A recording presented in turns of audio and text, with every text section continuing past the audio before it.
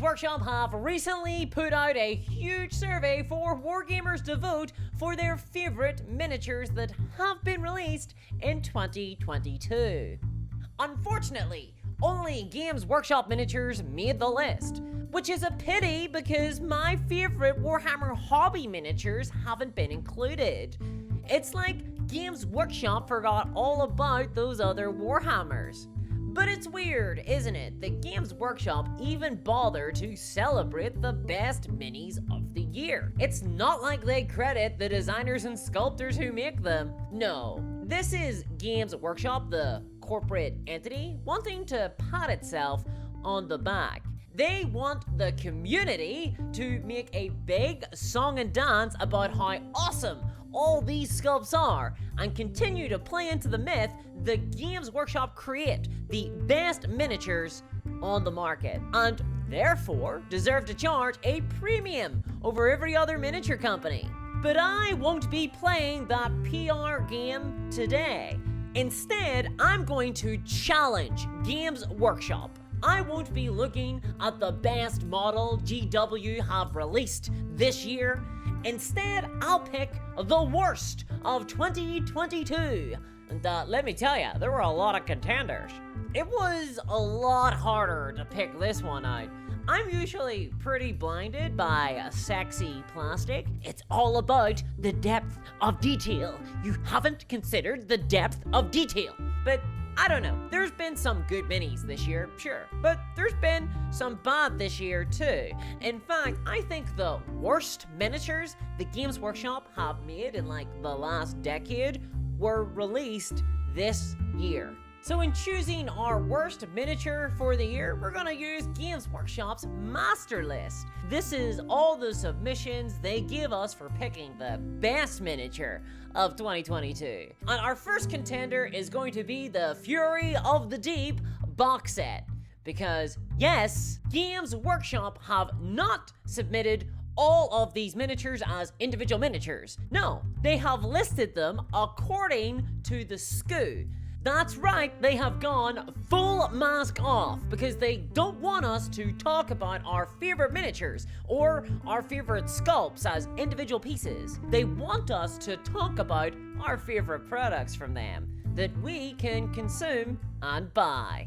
And thus, our first contender is the entire Fury of the Deep box set. So if we were to vote for this box set, are we voting for every single miniature inside, even though some of them aren't new to 2022? Games Workshop, you can't just hand a box set with like 30 miniatures inside to a committee and collectively claim they're the best miniature of the year. That's not how this works, but it's such a glimpse into their alien mindset, isn't it? Like, look at this box.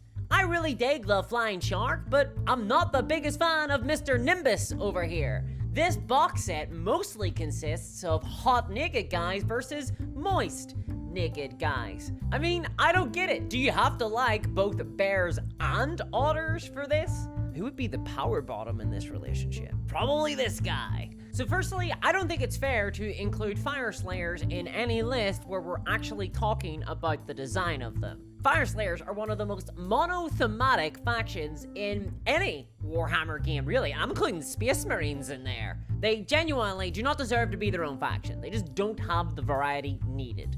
And this box set really highlights it. I'm gonna be honest, I don't even know if there's more than one type of unit in this box. Because there's not really. There's just a bunch of naked ginger guys. I live in Ireland. I get enough of that already.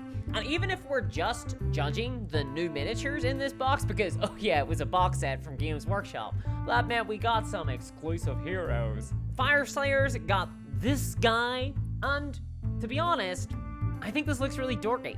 The thing he's holding in his right hand, I think it's meant to be like a fiery rune, but it really doesn't come across that way. It's more like he's holding up a gingerbread biscuit. And the axe with the torch, I admire the creativity, guys. You're trying to make it more interesting, but I don't think this works. Follow up by his rocky cape. I mean, it just looks like a cape out of World of Warcraft. Not doing it for me. And that's before we get to the deep. This guy looks like an angry civil servant from Atlantis. Genuinely, he looks lost. There's nothing particularly interesting about this character. and then they threw on like an electric eel onto the base to sort of try and rescue it in some way. It didn't work. The tuning fork he has there, not that great. Yeah, just not impressed by this model at all. And his helmet, it looks like he has a fish boner on his head. Who designed this guy? We're starting well, I think. We're starting well. Luckily though, it's not like Games Workshop expect this box set to win anyway. We already know who will actually win the Miniature of the Year 2022 vote going forward. It's obviously going to be the Avatar miniature for the Eldar that came out this year, because it's the biggest centerpiece model that was released this year, and all anybody ever cares about for these sorts of votes are the big centerpiece models, because they're big, and I can assure you, people like big things. And of course, it's a bit of a crowd pleaser. This happens every year. The big, massive centerpiece model always wins, except for that one weird year where everyone collectively ate too much peyote and voted for a Space Marine with a guitar. That was probably worth the lifetime of Night Terrors ever since. Which means this guy has absolutely no chance of winning the best miniature of 2022, but a pretty good shot of winning the worst miniature of 2022. You can't win the best one, but you can't win a Dizzie. That's a good name for the worst models of 2022 award, isn't it? Let's make that official now. Now this is an award show for the Dizzies. Haha. There will be no award. This is the new Primaris Ancient. It's not a great model, hence why half of him is covered by a giant banner. And he has struck a very weird pose, sort of a down low kind of scenario here. And that face, Jesus. He has the look of an exam invigilator who just confiscated your mobile phone. And while the banner itself looks fine, it's not particularly impressive as far as banners go. And it serves to only cover up most of the model. I guess, why would we care about more generic power armor, I suppose. Who's up next? My god, there are so many miniatures in this list. Ah, Zephon. This is one of those models that sounds cool in theory, in the design stages, but then you actually see the model and it's just bad. No matter what angle you look at this model from, it just looks awkward. He feels like he's perpetually falling down the stairs. I think Games Workshop got a little bit too ambitious with this one. Their tactical rock became a tactical pillar, and they should have just went for a flight stand, honestly. Flight stands are fine. Am I the only person who thinks that flight stands are fine? We get that they're miniatures. They don't have to look 100% realistic. No, this model is angled weird. Plus, what's with the robot foot? But hey, at least they have the good grace to give us multiple head options, so we're not stuck with Lestat. Well, Lestat if he got a day job in the civil service. Why do all these miniatures look like civil servants? Or is it that civil servants look like Warhammer miniatures? Uh-oh, who let Uncle Les at the gin? The bringer of sorrow. God, I hate Blood Angel so much. And next up, we have the Battlezone Fronteras terrain. This is a pretty strong contender for the Dizzies, I think. And this is where Games Workshop have truly just gone absolutely buck wild. The mask has been pulled, revealed completely. So firstly, Battlezone Fronteras is just like a couple of featureless boxes and a cattle pen. This is the sort of stuff that should be made out of MDF terrain. It shouldn't be on a list like this. Functional, fine. It's just line of sight block-in terrain. It's nothing impressive. It should cost like 15 quid from TP Combat. The most shocking element of this is that the Battlezone Fronteras terrain is split into 3 separate submissions in the survey. So if we ever had any compunction whatsoever that this was about great sculpting quality as opposed to simply just trying to celebrate the latest product release from Games Workshop, well, now we know 100%. This is just, really? Does the STC hot bunker have to be separate from the landing pad? Well, they're sold in 3 separate boxes. So yes, this does feel like they literally just copied their product list into this list. So we're gonna pick a specific Battlezone Fronteras box set.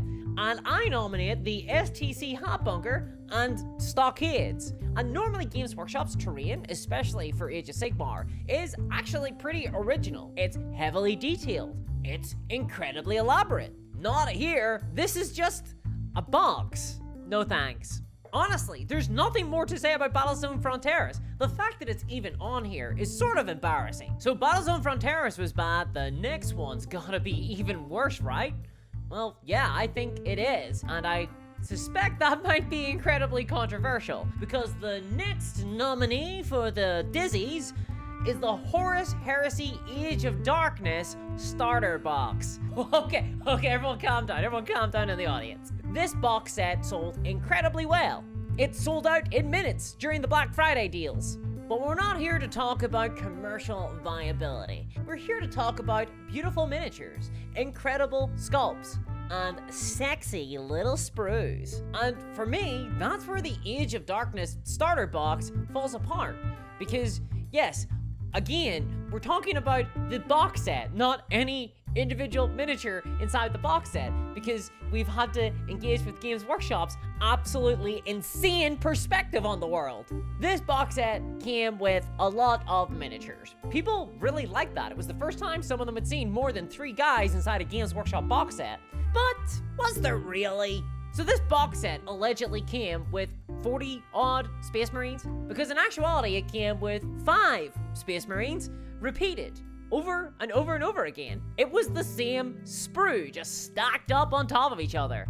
The same 5 monopose simple Space Marines over and over and over. And because we're judging the entire box set, that means that they outweigh everything else. Sure, the Praetor models look okay, but those Space Marines, there's nothing significantly impressive about them. Pretty simple designs, and the detail on them is just okay.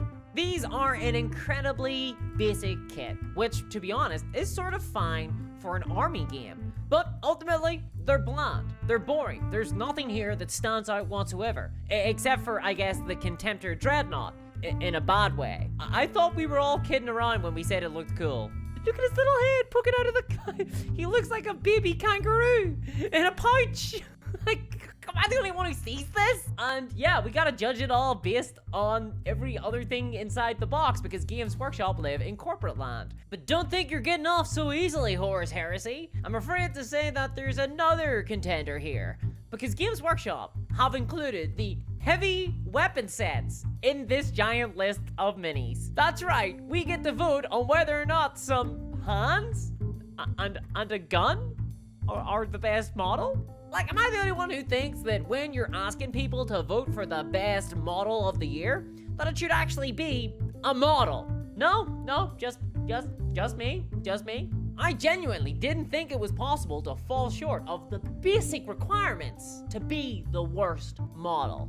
Like, goddamn. So these don't win the Dizzie Awards this year, but that's mostly because they can't. They're disqualified. And then last, and certainly the least, is the Einherjar Hearthguard models for the Leagues of Votann. These are potentially Games Workshop's worst miniatures since the Archaon redesign. And the amazing thing about these miniatures is that they demonstrate that it's not all about depth of detail or sharp sculpting. You need good decision making in the design process as well. These are some of the least inspired miniatures that Games Workshop have ever created. They're some of the least original. They're some of the least interesting to look at. Imagine Terminators, but with less character. Who thought of this? And they're obviously an attempt to capture a design aesthetic that is popular amongst all of the youth. You can see their influence from StarCraft through to more modern games like the Space Rocks Dwarf game, you know, the Mine Go Boom Boom or whatever. But those games themselves don't exactly have a strong design direction. So this is what it looks like when Games Workshop pull from the wrong influences, when they pull from more generic looking designs. We all know that most of Warhammer 40k was taken from other places, because of course it was. Most things get inspired by other stuff. But here is where the inspiration went wrong. And honestly, I would put the entire Leagues of Votann up here together as one. In fact, why not? Seeing as Games Workshop get to arbitrarily decide what makes the list, why don't we as well. The League of Votan army box was a thing this year. Why wasn't that included in the list of submissions? Let's throw it in there. And hey, why not throw in the rest of the Leagues of Votan as well? We got the entire Leagues of Votan army set. It's gonna win the Dizzie Awards this year, 2022. That's right, Leagues of Votan, worst miniatures of 2022. Let's give them a big hand, everybody. Congratulations, Leagues of Votan. You managed to not impress me, someone who genuinely salivates over plastic, which definitely cannot be good for my health. Or the planet's, I guess. And let me be clear, it's not as if the Leagues of Votan look particularly bad in terms of their sculpting. They are professionally done. Games Workshop know how to create a miniature that has sharp lines, sharp details. But as a collection, they are offensively bland. They are meant to be all things to all people. These guys are basically porridge. They have no flavor to them whatsoever. They did not impress me this year. So hey, let's give a big hand to the Leagues of Votan, 2022's Dizzie Award winners. I should have probably gotten like an award or something for this. Some sort of, I don't know, we'll do that next year. I moved this year, okay? Look at this, I moved. Like, I'm somewhere new. I don't even have like a set up yet. I just got Fraser over there. But hey, at least this giant list of submissions wasn't the worst Warhammer thing I've read recently. That dubious distinction goes to this. And a big thanks to my patrons and all the supporters of the Dizzie Awards, especially Sonic Bread. And I'll catch y'all next time. Bye-bye.